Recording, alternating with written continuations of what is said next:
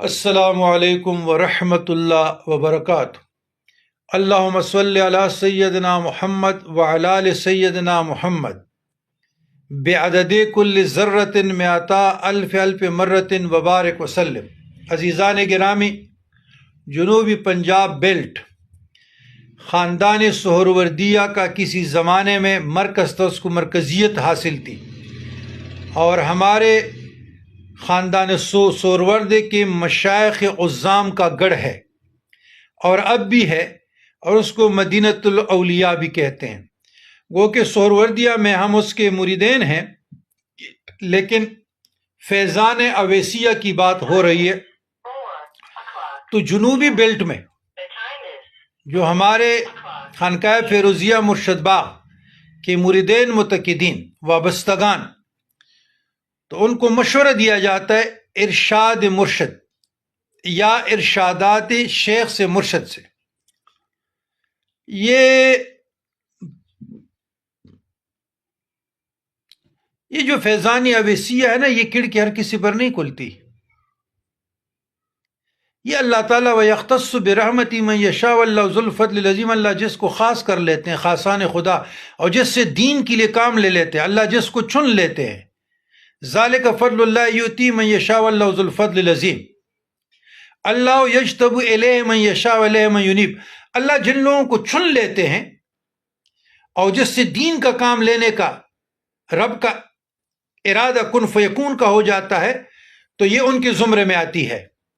ہر شخص، ہر ولی کے زمرے میں یہ باتیں نہیں آ سکتی، یہ ان لوگوں کے زمرے میں آ رہی ہے جن سے اللہ تعالیٰ دین کا کام لینے والے ہیں، بڑے کام لینے والے ہیں۔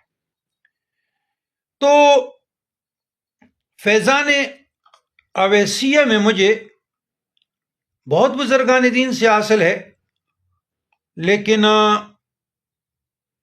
رکن الدین عالم بہاؤدین زکریا ملتانی رحمۃ اللہ علیہ نے بھی کافی شفقت فرمائی تھی، صدر الدین عارف رحمۃ اللہ علیہ نے بھی، جب ہم ان کے مزارات پہ کافی سالوں گئے تھے، جن کو کشف القبور ہو جاتی ہے، اللہ تعالیٰ ان کی روحوں سے ملاقات کر لیتے۔ لیکن رکن الدین عالم کی حال، سارے بڑے لوگ ہیں، اب انسیت ہے، کیا کیا جائے؟ تو سورج کا تاب کون لا سکتا ہے؟ تو وہاں سے اللہ تعالیٰ نے مجھے خیر کثیر عطا فرمایا تھا، سب گرمی کا موسم تھا، تو اگر وہ بستگان میرے ہیں تو تینوں صاحبان کے پاس جائیں، غوث الحق گزرے ہیں، قطبین گزرے ہیں، لیکن آخر پہ اگر آپ معرفت خداوندی کشود چاہتے ہیں مسائل کا، اور آپ جکڑے ہوئے ہیں، تو آپ 2 رکعت صلاۃ نفل پڑھیں، پھر سورۃ فاتحہ، پھر درود ابراہیمی، پھر سورہ یاسین کی تلاوت کی جائے 7 مرتبہ، پھر سورۃ زلزال پڑھی جائے، پھر سورہ تکاثر، اور پھر اس کے بعد سورہ اخلاص، پھر درود ابراہیمی، پھر دعا کی جائے، سال ثواب کی جائے، انشاءاللہ تعالی آپ لوگوں کے کشود ہو جائے گی۔ پھر اگر آپ اچ شریف مظفر گڑھ جائیں گے تو وہاں بہت سے اولیاء ہیں، مثلا جلال الدین سرخپوش رحمۃ اللہ علیہ بڑے پائے کے بزرگ گزرے ہیں، اور شیخ الاسلام باالحق زکریا ملتانی کے مایناز خلفاء میں سے تھے، لال شہباز قلندر کے پیروائی بھی تھے۔ تو پھر ان کا جو ہے بیٹا مخدوم جہانیہ جہان گشت جلال الدین بخاری اچی رحمۃ اللہ علیہ لاتعداد سلاسل میں گزرے ہیں، بڑے شان کے مالک گزرے ہیں، بڑے دبدبے روب والے۔ تو پچھلے سال بھی ہم نے قدم بوسی کا شرف عطا کیا تھا، اور پھر وہاں سے جو گیلانی غوث بندگی ہے، عبد القادر ثانی ہے، اس پر بھی آپ لوگ حاضری دے دیں۔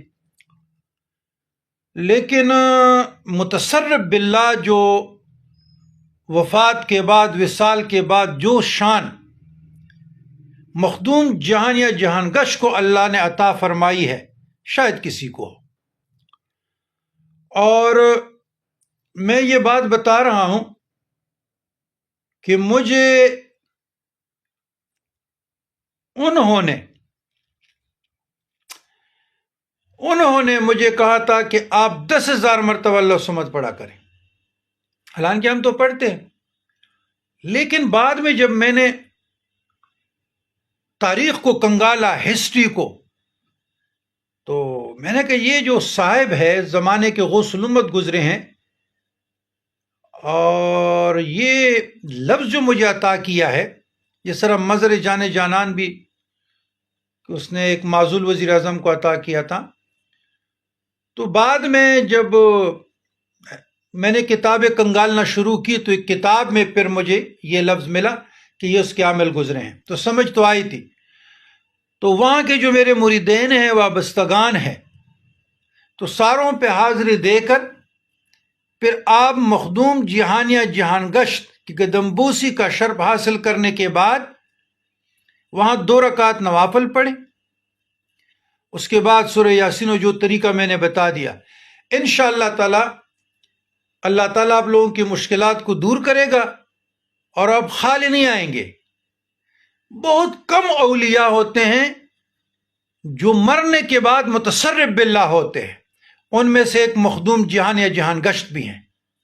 بقایا سارے اولیاء کے متعلق حسن ظن رکھنا چاہیے، لیکن یہ میں اپنا بیتی سنا رہا ہوں، یہ میرا ذاتی مشاہدات سنا رہا ہوں.